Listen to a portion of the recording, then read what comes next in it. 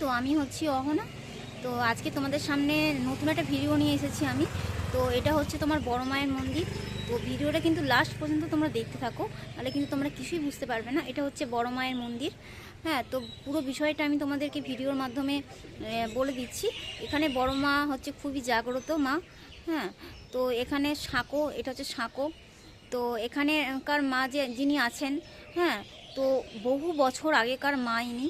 হ্যাঁ, তো বর্মন ফ্যামিলির যারা ছিলেন, তো তারা বহু বছর আগে এই মাকে প্রতিষ্ঠিত করেছিলেন। হ্যাঁ, এবং এই মায়ের কাছে ভক্তরা যে যা প্রার্থনা করেন, মানসিক করেন, সেই প্রার্থনাই কিন্তু এখানে পূর্ণ হয়। এবং যা মানুষ দিতে পারবে, যেরকমভাবে প্রার্থনা করবে, তার যেরকম ইচ্ছা সে সেরকমভাবে মানসিক পূর্ণ হলে সে কিন্তু এখানে দিয়ে যেতে পারে, এবং মা সেটা পূর্ণও করে থাকে।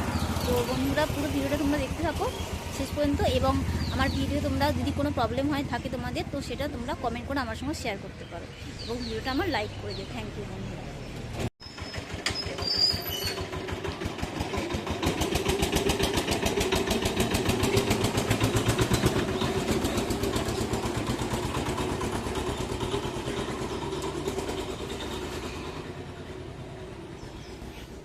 তো হ্যালো বন্ধুরা, দেখতে পাচ্ছ এটা হচ্ছে বড় মায়ের মন্দির। যিনি প্রতিষ্ঠিত করেছিলেন তার বংশধরদের বাড়ি এটা। তো এটা হচ্ছে একটা পুরনো, অনেক বহু বছরকার আমলের যিনি জমিদার ছিলেন, তো এটা হচ্ছে তারই বাড়ি। ঠিক আছে, তো এই বাড়িটা দেখাচ্ছি তোমাদের, ঘুরে দেখতে পাচ্ছ তোমরা। এটা এখানে ভগ্নাবশেষ, অনেক দিনের পুরনো বাড়ি এটা। আর এইটা হচ্ছে এখানে তারই বংশধররা আপনার থাকেন। ঠিক আছে, তো এটা হচ্ছে বর্মন মন্দির যিনি প্রতিষ্ঠিত করেছিলেন, সেই বর্মন ফ্যামিলির এটা হচ্ছে বাড়িটা।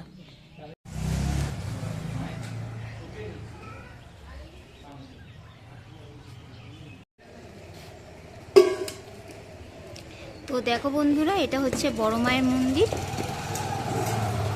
তো এখানে মা বিরাজমান।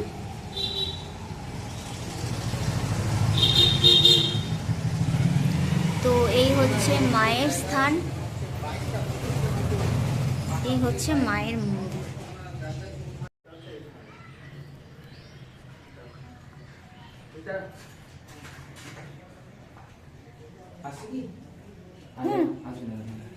আসছে।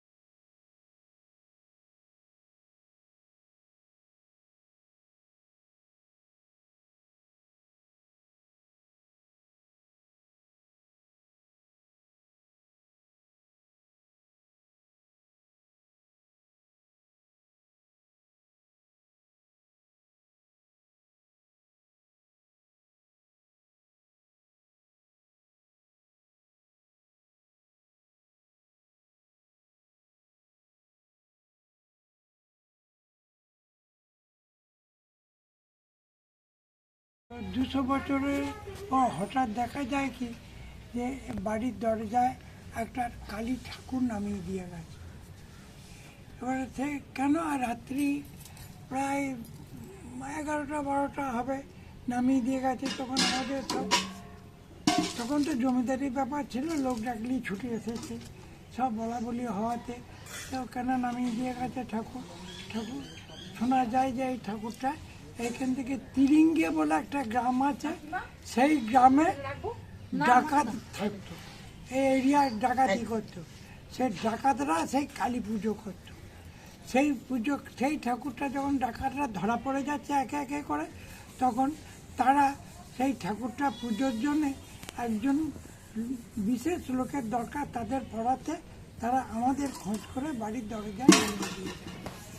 এবারে যখন নামিয়ে দিয়ে গেছে, রাত্রেবেলায় খবর পেয়ে উঠে, রাত তখনকার দিনে রাত 11টা মানে বিশাল রাত, তো উঠে দেখেছে যে এরকম ব্যাপার, নামিয়ে দিয়ে গেছে, ঠাকুর এসেছেন, পুজো কর। সবাইকে ডাকতে সঙ্গে সঙ্গে বাঁশ ঠাস ফুঁকে পুজো হলো। পুজো আরম্ভ হয়ে গেল, রাত্রি 12টার সময় পুজো হয়েছিল। 12টার সময় পুজো হয়েছিল। তারপর যেমন পুজো হয়ে যাবার পর তারপরে ওদের বংশধর গুরুদাস বর্মন নামক আমাদের এক বংশধর এলেন। তিনি ব্রিটিশের চাকরি করতেন। তো তারই আমলে বিশেষ রোজগারে যখন বলে যে না এখনই মায়ের মন্দিরটা করা হোক, সে মন্দিরটা করে প্রায় 50 বিঘে জমি মায়ের নামে করে দিয়ে তার নিত্য সেবার ব্যবস্থা করে দিয়ে যথাবধিকাল পুজো হয়ে আসছে। এবং সকলেই জানে যে এই ঠাকুরটা জাগ্রত, এবং বহু দূর দূরান্ত, কলকাতা, বর্ধমান তো বটেই, আর এই নানাবিধ জায়গা থেকে এর পুজো হয়। যার যখন খুশি সে তখন পাঁঠা দিয়ে যায়, এবং ব্রাহ্মণ আদি সব আছে পুজো ব্রাহ্মণরা আছে তাদের বাড়িতে। শ্যামসুন্দর ঠাকুর মানে রাধাকৃষ্ণ ঠাকুর আছে, 12 বিঘে জমি দিয়ে আছে, পুজো হয় তার। মহাদেবের ঠাকুর আছে, নারায়ণ ঠাকুর আছে, এর আনুষঙ্গিক। তো এইভাবে পুজো হয়ে আসছে।